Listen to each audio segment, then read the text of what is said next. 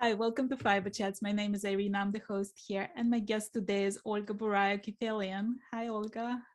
Hi, Irina. Thank you Thank so you. much for having me. Thank you so much for agreeing to be here. I'm really happy you agreed. And I actually have been a fan of yours for the longest time. I think first time I stumbled on your designs on Ravelry, and it just like the uniqueness of it. You don't see anything like that out there. So that's what grabbed my attention.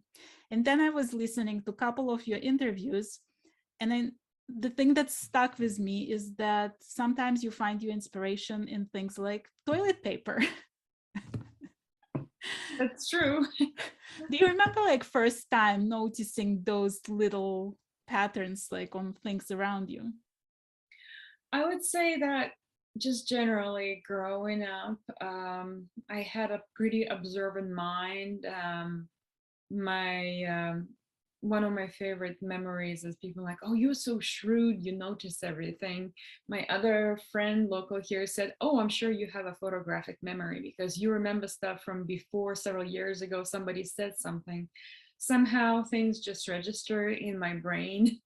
But I did start noticing and then documenting a lot more of them during the period of time that I have lived in Japan, because for such a tiny country, every little bit of space was filled with different patternings, whether it was tile, was upholstery on the bus, and just the napkin.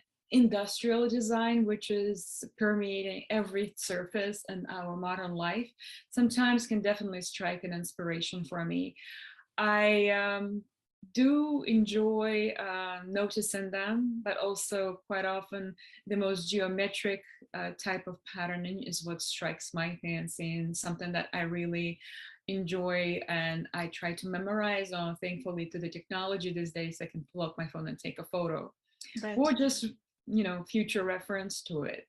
But I think not everywhere is the same. So I think every single time when I went somewhere or traveled somewhere, I remember spending a couple of days with a friend in Bergen in Norway. And I just kept around and walking, photographing manhole covers because in every country they're unique. So they also are often designed with quite a bit of geometric patterning on them, not very curlicue flowers. So I think that repetition, that organization, that geometric order is what appeals to me, and that's what I notice. But you have nothing else to do but stare at the toilet paper quite often. I don't So you know. Like notice I feel that. like I feel like this is uniquely you because like a lot of people like when I interview them, they would say like, "Oh, I went on the seashore and the color of the sky," or something like people are often influenced by nature and they don't really notice the manhole under their feet. So it's like it's a different kind of observation. I think we all are very unique and we all process inspiration and things that our brain process, is very different for and unique to everybody. Things that we remember. I think for us, quite often it's the emotion and the feeling that we get. So to some people, it's, as you say, walk along the beach and noticing the skyline. I think what I do notice is the order, because the order of knitting, the order itself, I imagine knitting as this tiny picture full of one of those single pixels being a unique stitch. And any of the arrangement of those, any repetition is, I guess, what is a lot of geometric shapes can be quite, repeated into. So they are appealing to me. And I've been knitting since I was taught to knit when I was 4 years old. So quite early on, I knew how the order of the knitted stitches work. And it was, of course, later teens that I began knitting quite a bit, that I would produce and actually understand the pattern and the stitching and the construction. But I am very flattered that this is noticed by you. I just collect a lot of different geometric shapes, geometric patternings, and besides the industrial design. It excites me personally, and sometimes I try to envision it, whether by then later drawing it with some pencils to fill out the color, or see if there's a way I can draw that into a patterning using one of the million techniques out there in knitting, and then create something wearable, um, to reflect my taste and to reflect my style, and Right. also my just general liking of the things around me. So, like going back to your childhood, I mean, we both coming from the former Soviet Union, and I don't know how much people know about the former Soviet Union, but there is a huge culture of knitting, of sewing, of handicrafts, not necessarily because it's a cold country, I mean, which is part of it, right? But also because there was absolutely nothing in stores. And if you could buy something in stores, the entire village would be wearing the same thing. Absolutely. Right. So, like, I know, I remember like one of my early memories, my grandma used to make crocheted, what do you call it? The Colors. right, right. For the uniform. So everybody was expected to wear a black dress with the pianoforte, like sort of apron, which Yeah, my children pinafore. make fun of me and say that we all look like French maids, but that was part of the of our uniform. So by doing those little accents, that was the way of differentiating yourself, of like adding something unique to your wardrobe. Was that like part of your desire to knit? And like, I know your mom is also a seamstress and tailor. Like, was that how you were growing up, that you trying to be unique from and different from others?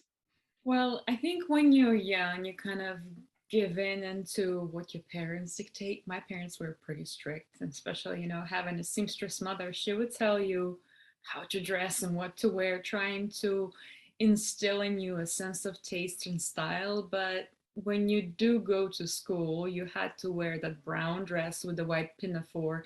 And mine were not necessarily crochet because my mom, she did know how to crochet and knit, but sewing, being a seamstress, those were more of a hobby type things that we had to, she did, and then taught me how to do just out of necessity, as you mentioned.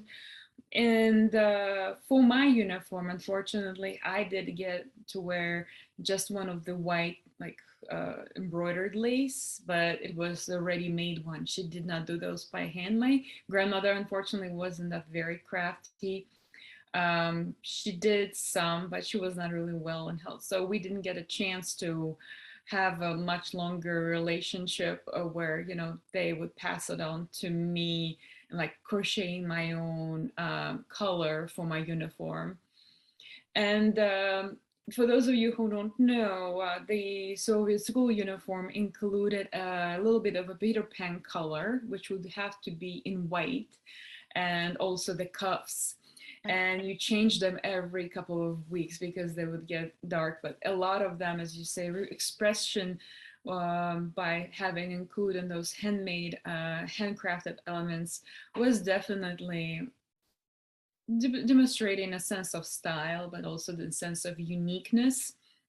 And I guess I was very fortunate because the uniform stopped when I was about in the fourth grade. So after that, we all went back. But then, as you mentioned, there was everything everywhere. And as a young teenager at that time, what I wanted to do, I wanted to wear what everybody else was wearing in my class. Because for me, I wanted to blend in. I think it's a general struggle for any young human being, and when we're all finding out who we are still as people, and you just want to try to avoid bullying or confrontation, so you actually trying to avoid standing out. And I remember after next, like, last tantrum where I threw that I want a sweater or I want a shirt that XYZ wore because I want to be like them, so we'll all be like the same or something that I liked. And the generic, I would say, herd thinking. My mom said, "Why do you want to be like everybody else?" And at that time, I didn't appreciate that comment. But as an adult later, I did. And I'm really glad that I did, because that helped me hone, because she has been a seamstress for many years, and I got to wear things that nobody else had. And that made me stand out. Remember, there's an expression called a white crow. You would be a white crow in a crowd. And that probably given quite a bit of insecurities for me growing up, because I did make it very hard to make friendships last because other people were jealous. And since not everybody's mother or grandmother or families were coming of the crafty kind, so did not make their own clothes or did not craft for their younger kids. So that was quite of a struggle because it was a transition of an end of the Soviet era to independent republics. So that helped me, though, shed any unnecessary preconceptions about my own style and just to go on and beat my own drum. I remember around probably ninth grade, so like early, what I would say freshman in high school, I was very much into, you thinking to listening to this upbeat new music, and it was around the grunge era. And I remember getting this yarn, which was pink and blue, but they were like totally baby colors that were available in the store because not that much yarn went. Yarn store, what is a yarn store? You either went to the farmer's market to look for something, or you had generic whatever everybody else was buying in the department store, and that was either wool or acrylic or the iris for the crocheting. So I got those two colors, and it was very thin sport weight yarn that I knit on a large size needle, and I knitted it in stripes, and I did it in large cables. And I made this very, very weird shaped sweater that my mom really hated, but I loved it because I could wear it on top of my jeans and also wear one of those uh, the biker jackets on top of it. So I look cool, yet I look warm. And she did totally dismiss my, what is this loose gauge? It doesn't provide anything, but that was the style. So somehow that was my first self-expression of doing something entirely that even mother didn't approve of, but I wore it and I made it myself. I mean, when you look now, right, at yourself as a designer, because by now you have so many published designs, is that still trouble? Like, is that still your fight within yourself? Like, to make something that easy and everybody's gonna like and everybody's gonna sell and it's gonna be a popular model, or to express yourself and your uniqueness? I think it's a constant struggle for every designer to make those choices daily. I wouldn't say fortunately or unfortunately, because you have to compromise. So sometimes there are projects that when there are, for example, collaborations with yarn companies, or what is the goal behind a design. I think every single time I make a choice about a design, I want to see it long term. So a lot of designs that I've designed now 10 years ago, they're very relevant, even though there may have been the compromise where of doing the crazy complex technique or reinventing something and adding it more of my own personality within it. But then looking at it, you would want people to wear it, but you don't want to ostracize knitters by implementing super complex techniques, because they can become a challenge.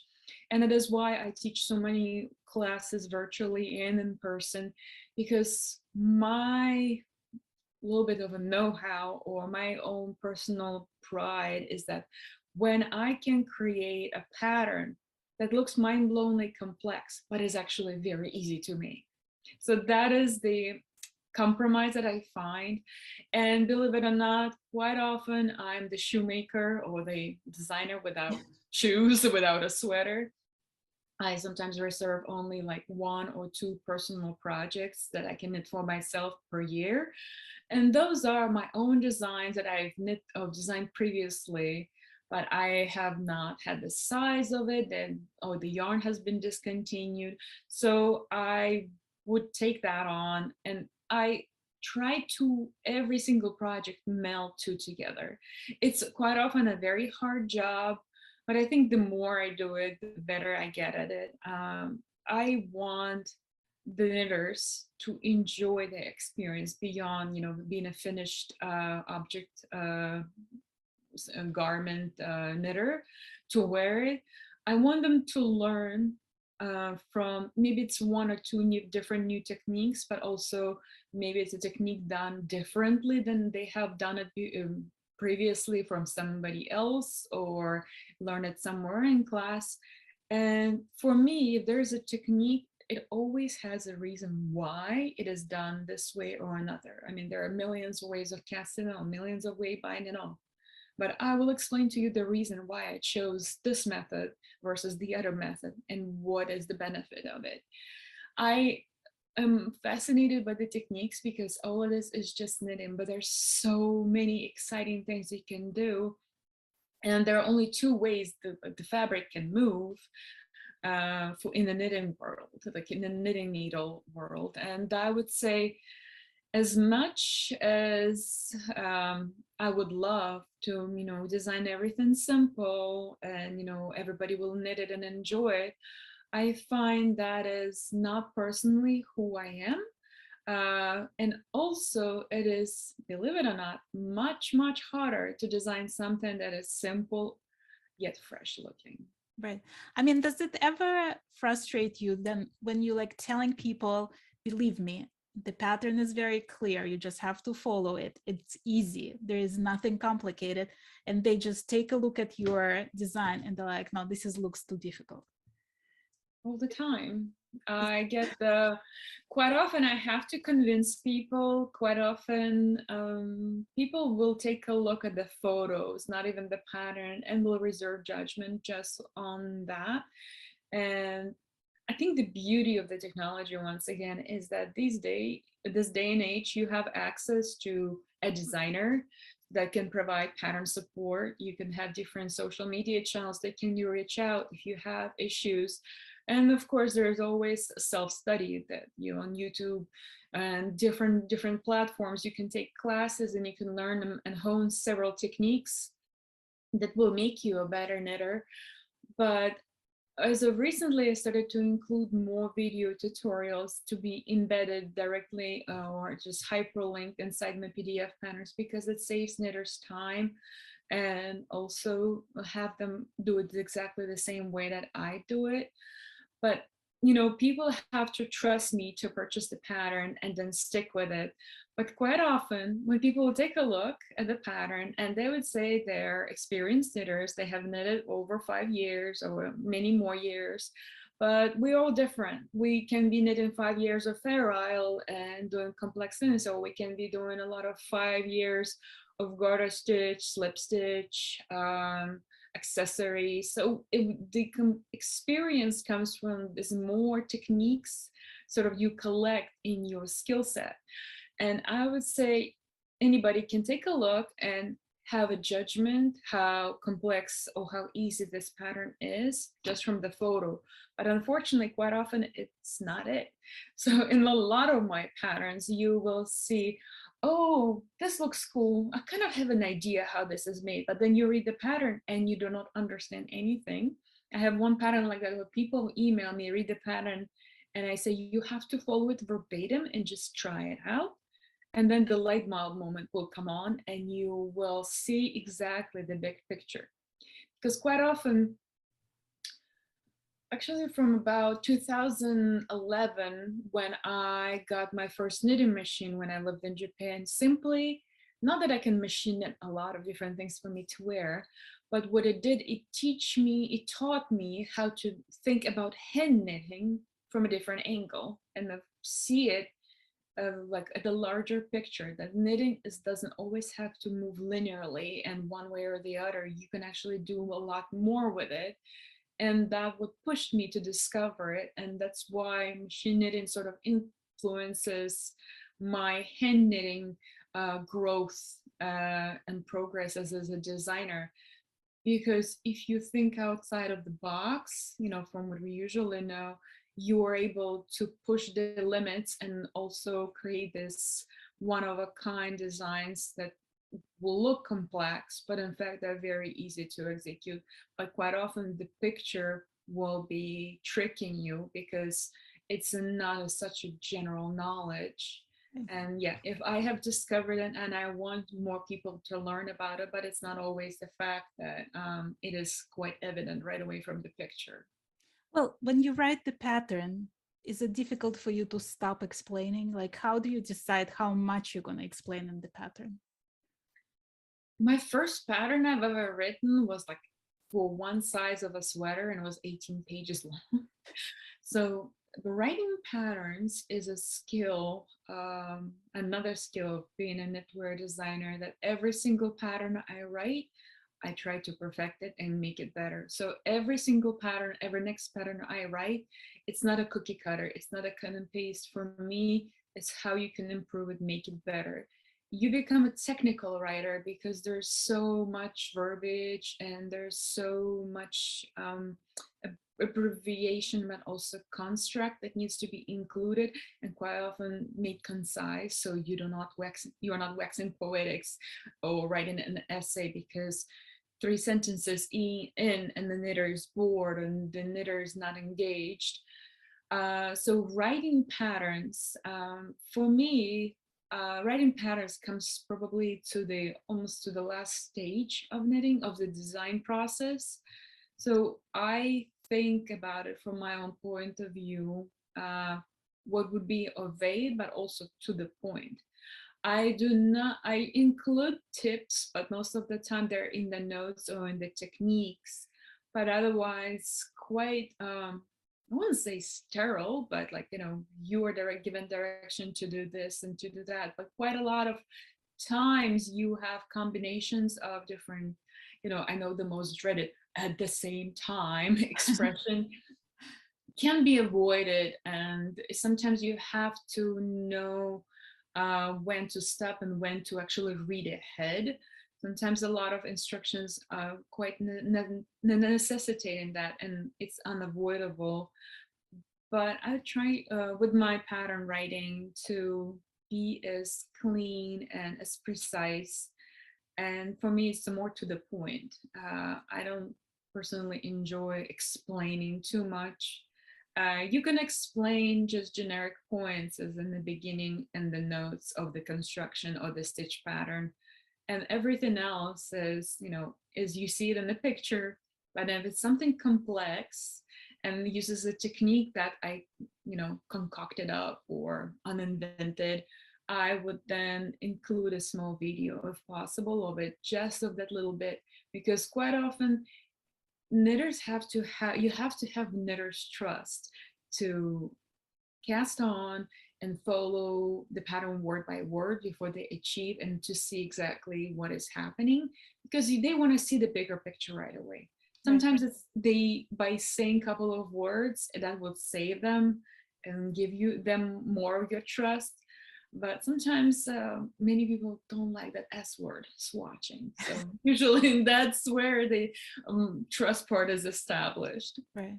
Well, when you're looking at your own designs, right, is there like a favorite? Like, if you does it depend on your mood of what you're gonna design next? So do you look at it also from, okay, I did the hat, I did the headband, I did the shawl, now it's sweater time. Like, how do you decide what you're gonna design next? Well, I am not entirely all about the creative, and I would say being in the industry roughly since 2007 and publishing since then, I do pay attention to the statistics that are available to us. And as much as a sweater knitter lover I am, they take so much longer to produce to the standard that I want to uphold for them, for the people to enjoy them, because they are entirely from scratch and they need to have a lot of time put into them.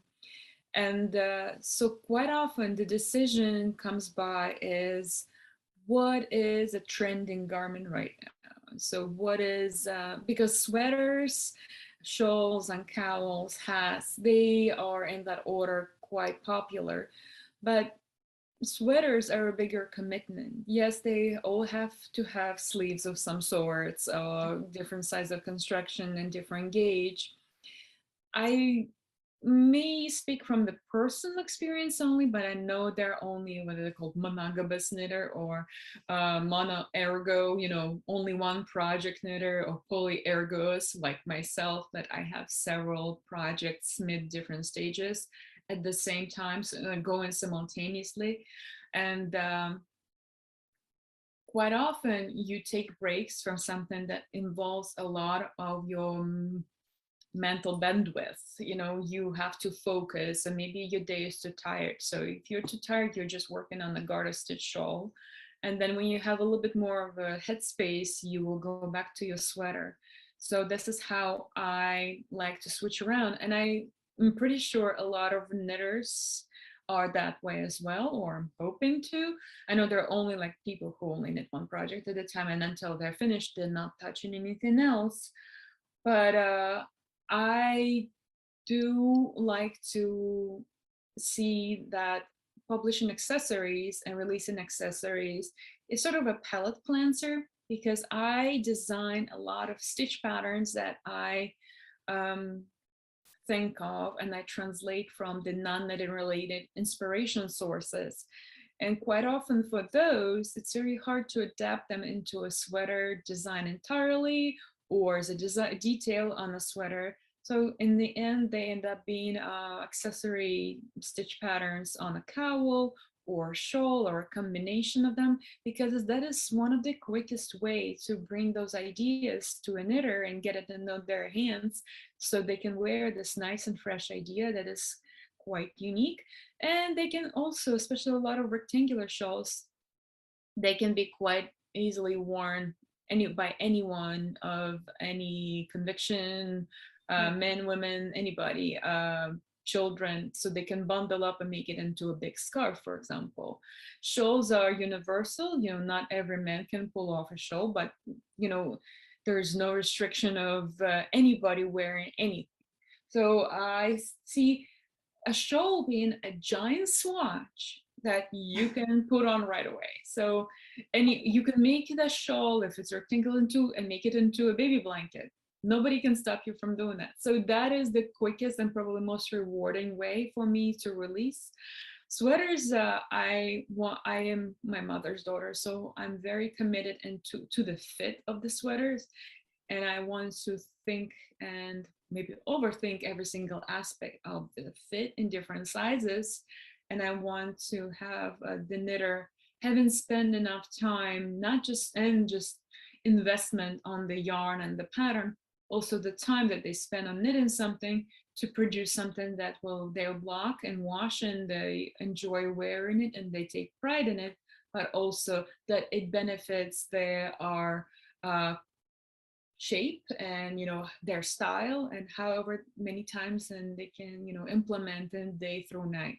That's why I'm a big fan of those transforming garments, so it can be accessory, but you can turn it around and it's a garment-ish. So I love those actually. I was watching a lot, like some of your videos of playing with them. And it's like looks super fun. those are so fun, but also make me think of less is more, where you can have less in your wardrobe or less in your closet, but it was and perfect things for travel, so you can just mix and match and have a very unique look every single time. Well, talking about less is more. So I heard the story from back from your childhood that like when the sweater didn't exactly work out, or if it was an old sweater, you would just unravel it and then knit something else with it. Because again, back to the fact that there was not much to find in Materials the available, stores, yeah. right? Is that still your sort of thought process, that when you look at stuff, you thinking of like how can you use the same thing for more things, or do you reuse also some of your things that you needed? Do you unravel it now and need something new with it? Well, I think quite often, I want to say probably my husband does the same thing.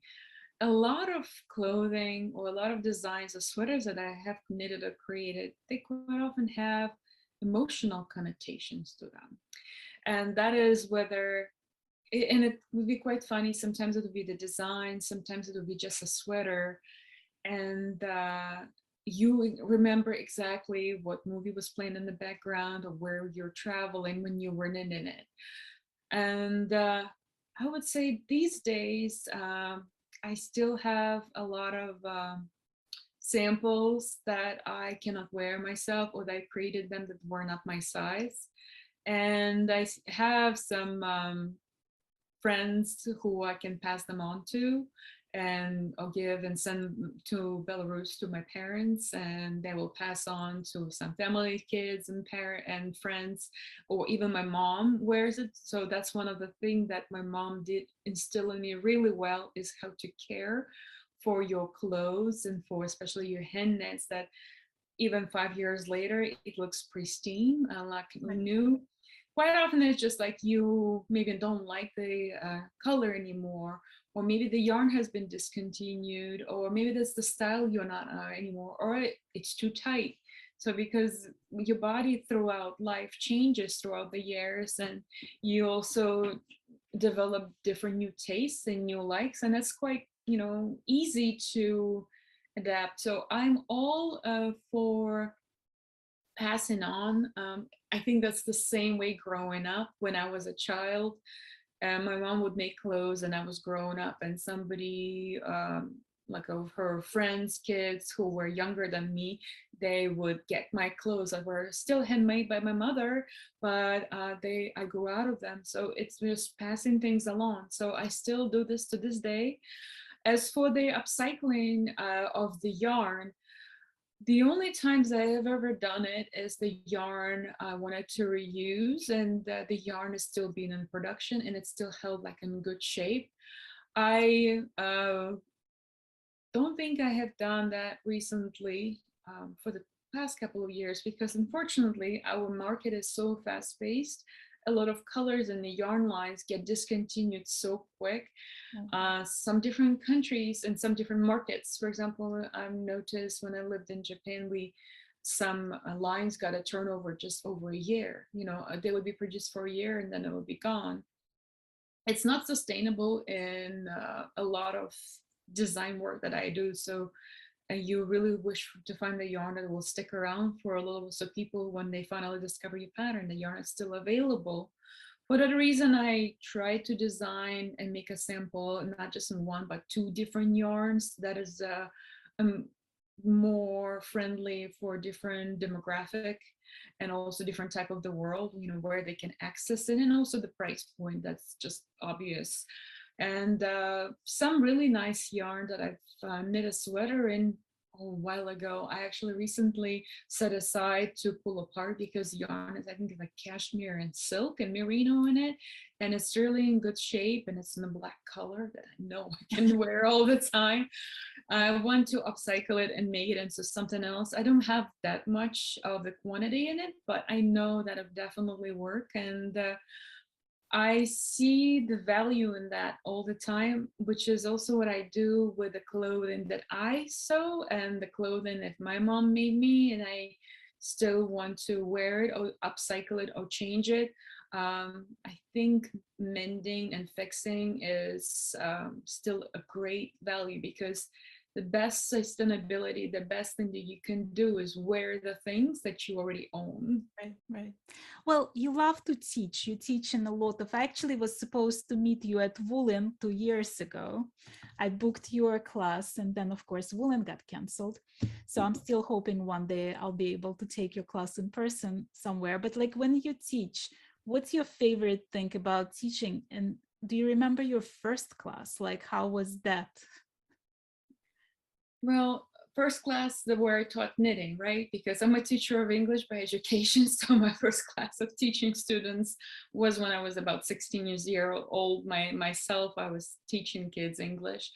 But as for knitting class,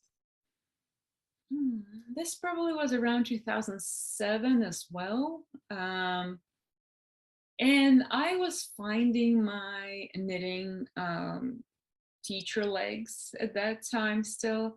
So I would say the most favorite part over the years is that, and just in teaching in general, is that it's a two-way street, because students do come all hungry, all excited to learn about something else.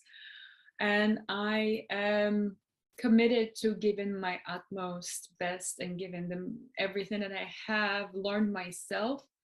Because one thing you could never be sure as a teacher, that you know everything. The biggest thing that you can know of is that you you know a fraction and you're passing this knowledge along, but there's always so much more to learn. Because knitting, it is not a solid science, it's not just there and that's it. It is dynamic because we are the carriers. Sometimes I like to compare it to teaching knitting as teaching a language, because language is live. We are the carriers of it, and it continuously adapts and evolves in the new words that appear. Same as with knitting, there's some things that we know, but there are more and more content and more techniques and more school of thoughts that develop, and we can pass them along. But for me, as the most exciting part is always the feedback, because quite often students, there are different types of people and different types of mind, and they most likely and positively had different experiences in learning about knitting or just even in life in general. So quite often they ask me very interesting questions that trigger my path of thinking, that inspire me and that push me to think about new discoveries, new things, and also how to improve myself as a teacher, but also how much more I am something else new I can learn myself. Well, when you look back at your journey as a designer, right? So you started basically, you were just a knitter, then you decided to do a blog, and then from that point somehow you got yourself published in a book, and then you became a teacher, and now you have like bunch of designs. Do you feel like it's luck, it's being at the right place at the right time, it's something you do, like how difficult it is to break into this industry and make a name for yourself? Wow, that's a $1 million question. Even I don't want to discourage anybody. Maybe it's not the right thing to express myself right away, but it's a choice, and it's a choice to do a lot of hard work. And even though I have been in this industry this long, every day is a lot of hard work. And you say, oh, you get a catalog, you have over 200 patterns to your name, you're just probably doing bare minimum just as designing, on the whim. That is just like off the track comments that I sometimes see or notice, people who are not designers and who are just anticipating this is what it might be like being, what did you say, an established designer or doing this as your day job. It was not necessarily the luck, it was the desire and the commitment to keep going. I found myself living back in United States, actually in this area. And that was probably the first time that we lived again where there were 4 seasons. And at that time, I already had my knitting blog because it actually started as a way of helping me to have a hobby, but also cope mentally with my spouse's deployments and a lot of anxiety and just mental health. As we hear a lot about it these days, that was something that would occupy and also have my interest in, and something I've known, but also help me document my discoveries. Hey, there are yarn stores, there are different yarn companies in existence. What is this world? It's magic. I wanted right away, because I went to linguistic university to study English and become a teacher of English. I'm like, is there a knitting school? Right away you discover something like this. You want to know if you want to do it professionally, you want to do it right. If there is a degree you can get to it, so you can actually be qualified and certified. In the knitting world, it's not, as straightforward. I started working part-time in a yarn store, of all things in Florida, because at that time, that's where we lived for a year. I lived for a year. And it's a different world to just, for me to dabble, to learn about yarns and knitting in general. So that is how it was interesting for me to start somewhere. But it was later that I have started, I've been contacted by, she was another blogger who was curating a book of collective designers to publish different designs. And they were all new designs, but believe it or not, out of this book, there are many designers whose names you even know right now, like Jared Flood, like Soniel Connolly, and you see a lot of different names who have created designs there alongside with me in that book. And I've had that opportunity. I've had that one title contribution to my name, even though the book was not published in my, it was just a couple of designs in there. A friend here who's a local yarn store owner, Danielle Romanetti, owner of Fiberspace, um, and her and Corita Collins, who is the founder of Neighborhood Fiber Company, we're heading out to TNNA, the National Needlework Association trade show in Long Beach. And being a newbie designer, I just wanted to join and make some connections and network and join the industry back in 2008. And at that time, that was the thing that you'd normally do. But quite often, you would understand that even though you have had something happen positively, you had to keep knocking on doors. And I know, coming from the background that we came from, that's not what you usually did. You usually just waited and sitted and waited for somebody to knock on your door. So after making a lot of connections or meeting several people and getting all the business cards, you were asking, what do you do next? So I started emailing different companies, emailing different yarn stores, and just trying to talk to people, because quite often during the trade show, it's very hard to communicate because yarn companies are busy selling yarn. And it is communication. That's one of the biggest things. You open the communication with a variety of industry folks, and you tell them who you are and what would you like to do. And little by little, you collaborate with the yarn companies, and hopefully they release some of your patterns. And over the years, that came more involved for me as a way of trying to make my name known before I even started self-publishing patterns. Because self-publishing patterns at that time, Ravelry just started in 2007. So that was, we were not really sure what was this platform about. And I know several of us were trying to self-publish back then, but through different or a little bit of websites.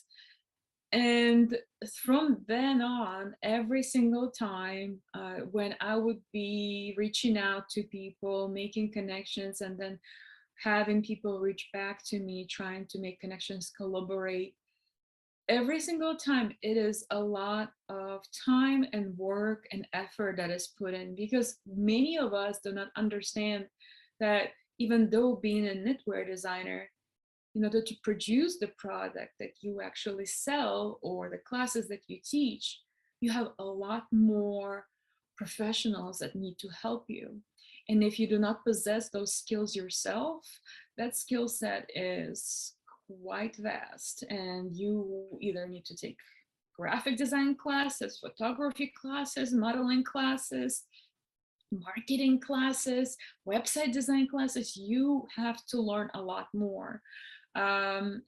Because when you start, you do not have that much of the capital that you can offer to hire. So we did trade with friends, and hey, you know this, can we trade this? I teach you this, and you teach me how to do this. So every single time it has been, I felt very fortunate that my dedication to my own personal taste paid out and being recognized by the companies or some other designers who chose to collaborate with me. Like in 2000, we started the collaboration in 2012 with Jared Flood on the first book that was published by Brooklyn Tweed. And it was an entire collection designed by me using the yarn that was printed.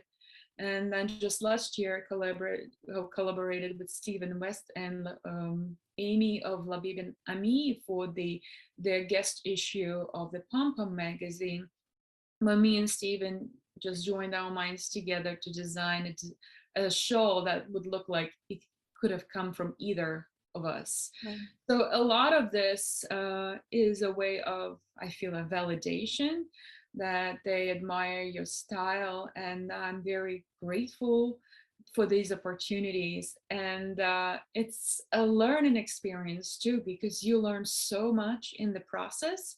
Quite often it is quite revealing that how much more you can do, how much more you can improve on, and how differently different people do it.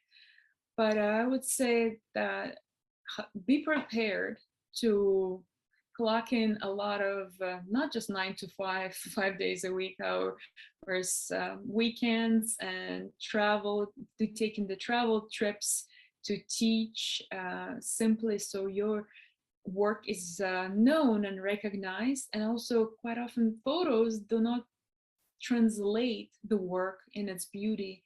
That's why I'm happy that the video format is available.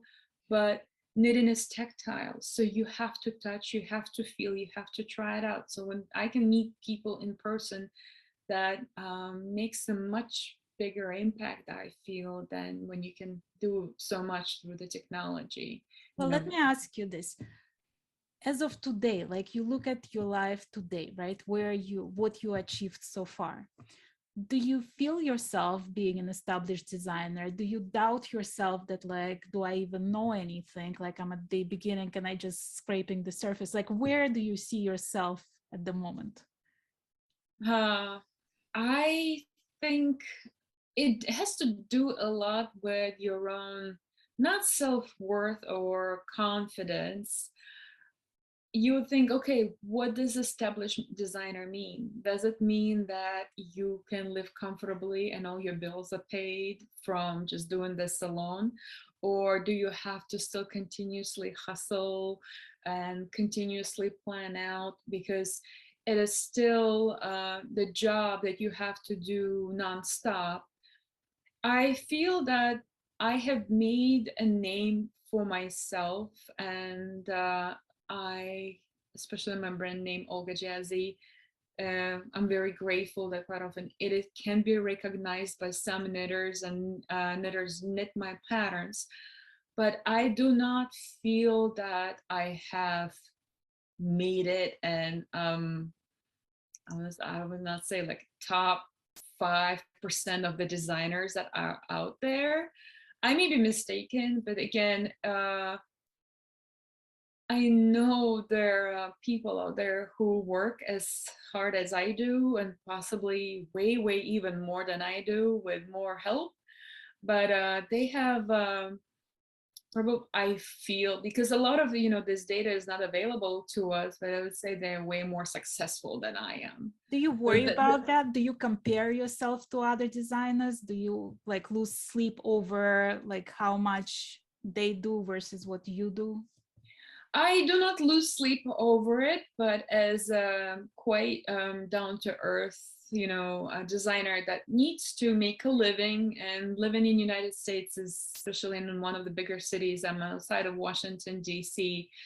You do know what is your reality and what is your aspiration. So my aspiration, and designing the things that only I want to do, and then designing and publishing the things that I know that do well in sales, it has to be met halfway, because I want to stay true to myself. And to me, this is where my name behind a design really reflects, and I'm proud of that work, because I would not be able to do things that just sell. And to me, everybody has their different convictions, and some people just have provide, because they can be sole providers for their family, and their income depends not just for their well-being, but for the well-being of the 3, 4, 5 other people. And I would say I have no preconceived judgment that what other designers are doing and I should be doing it or not. But in the technology world or the social media, you subconsciously quite often would look at it and you compare yourself, compare, your brain compares like, what can I do better, what it can do more. And I continuously have to tell myself not to do that, because it holds and it works against my own productivity. And I want to be my best self and my best person in bringing up the better designs, because the comparison part is a mental process that just makes you create more self-doubt. Of course, there are people who are doing better than me and they're selling better than me and they're designing more brilliant things than me. But then again, they are them and I'm me. Are you like happy with where you are right now? Do you have a dream for the bigger and better future? Do you approach it when you think about yourself? Do you see it as a job, or do you see yourself as an artist? Like where you stand now and where do you see yourself in the future? Because my pragmatic mind wants to tell that I always think of this as a job, and the artist part, creative part, it only comes, when it's needed, when it's necessary throughout my innovation process. I operate where I would say, like some of the Sherlock quotes, like you go into your mind palace. So if there is I cannot easily switch out from thinking about designing a stitch pattern and then I'm like at the flick of a finger I'm back into grading a pattern. I cannot switch out, so that takes time. So those are blocks of time, sometimes days, sometimes week, that I have to switch over back and forth. But I would say yes, this is a job, and this is what I do 24/7. Yes, I go to bed because creativity is not something you can instantly turn off. It continuously keeps in you. You're trying to calm your mind so you do not. So I think about different aspects of my job in different increments and blocks. I'm quite satisfied where I have gotten to so far. I really wish there were more hours in the day so I can knit longer and I had more than two hands. Even with the help of the sample knitters, I continuously struggle to keep in between switching different ideas, because I have continued quite often. I'm like, I must be insane. I'm thinking about 4 different projects simultaneously and different details, some of them, in weighing pros and cons of those designs in my head.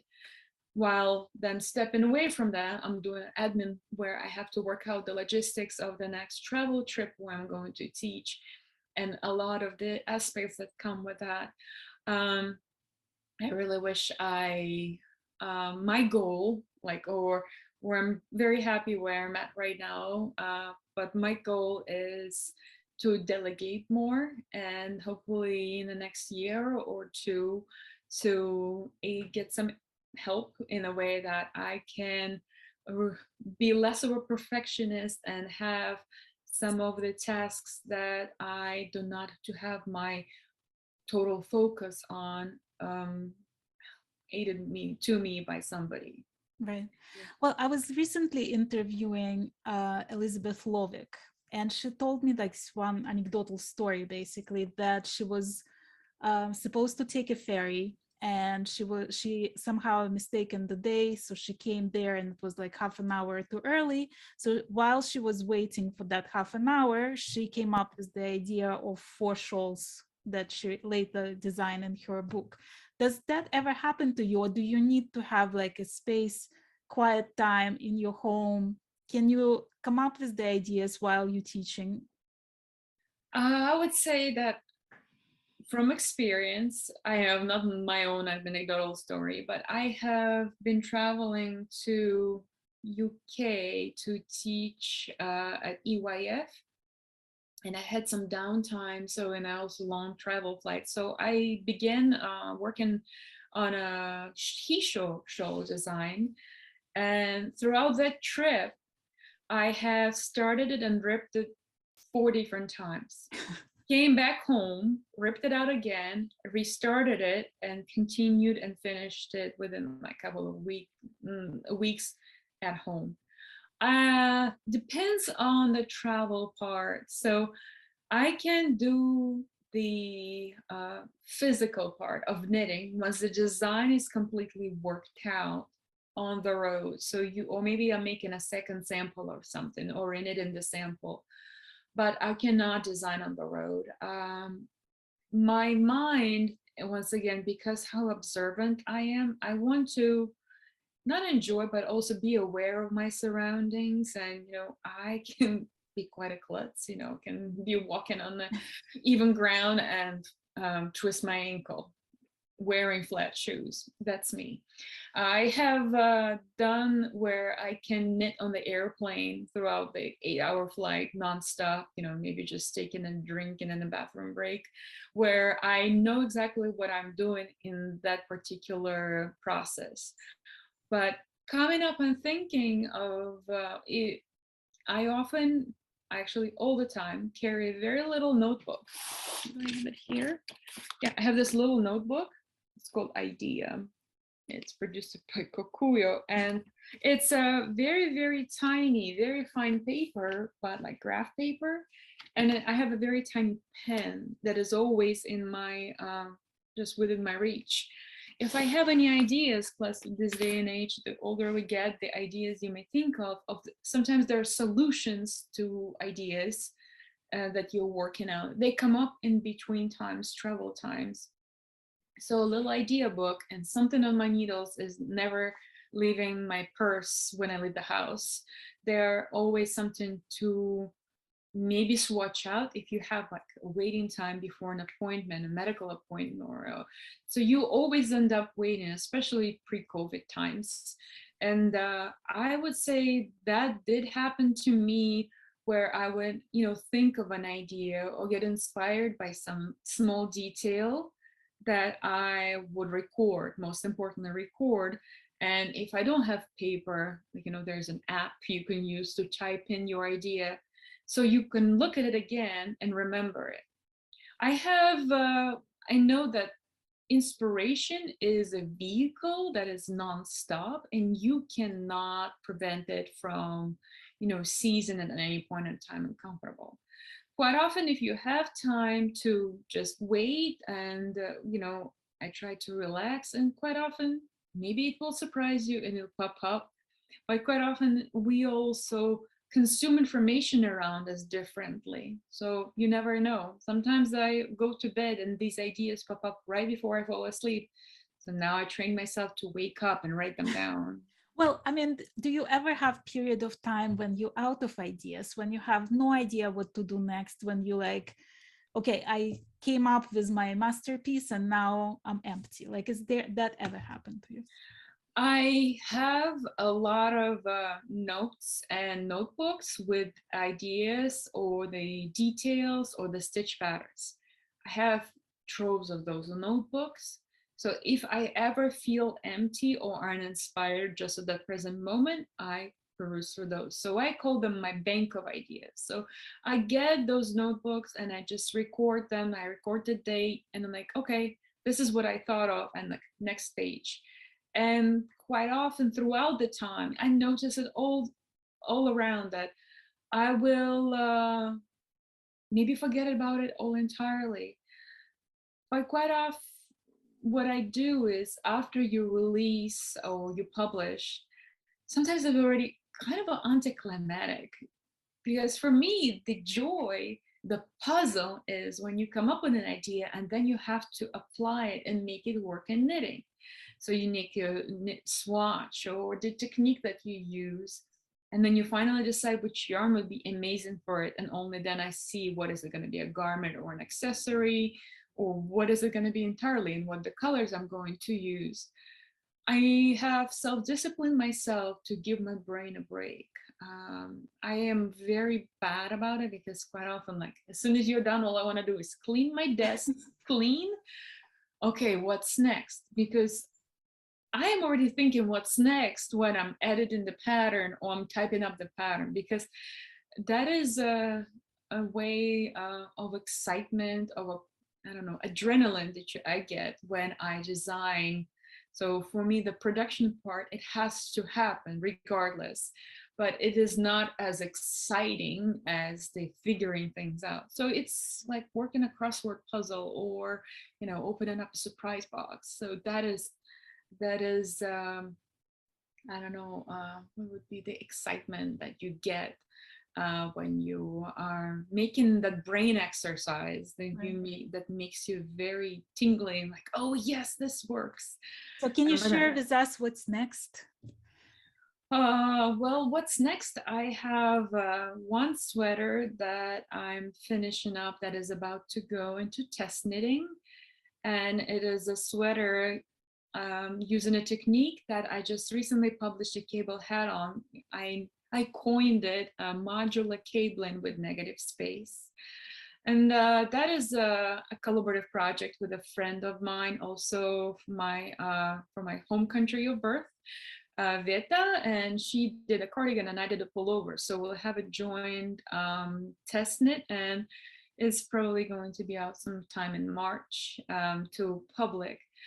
After that, I am working on at least 3 different new transform garments. I know you like those. And those are in collaboration with the Neighborhood Fiber Company I have, and also Isayer, or they pronounce it Isager Yarn Company. That is Marianne Isager and Helga Isager, designers and yarn company owners in Denmark, where they also have a knitting school where I normally teach every summer, every June, and I'm hoping to go back this June as well. Um, right now, right this moment, today on the schedule, for example, is working out of the chart for a new shawl design that is using one of my exaggerated slip stitch patterns. And I have to actually not redraft, but to do layout for the Skylight pullover from Lina magazine, since I'm going to re-release it now in 5 different languages somewhere later in February, as I get the rights back for it now, and it's going to be sold now as a single pattern. This is actually Isager Jensen, or Jensen as they call it, 100% Danish wool. Right. Well, I can't wait to see everything you're going to come up with in the future, because I really enjoyed seeing what you already came up with. And I'm so happy that you agreed to be a guest of my channel today. I feel really honored. Thank you so much, Irina, for having me and for this very lovely chat. It's very nice to speak to somebody who has a similar upbringing with all the travel all over, and also have a similar, as we call it, mentality growing up. And I am very pleased to have met you, and I'm looking forward to, when finally things improve, finally seeing you in person and giving you a hug. I'd love that. I would love to take a class from you one day soon. Oh, I hope so too. Well, keep an eye on my schedule. You know, I'm updating it. It's been a lot of going on, and I think I'm going back to teaching in March and April and May and June. So let's hope that there is a future for travel in the short coming months, and that we all are going to be healthy and safe, feeling and meeting again. Thank you so much. Thank you.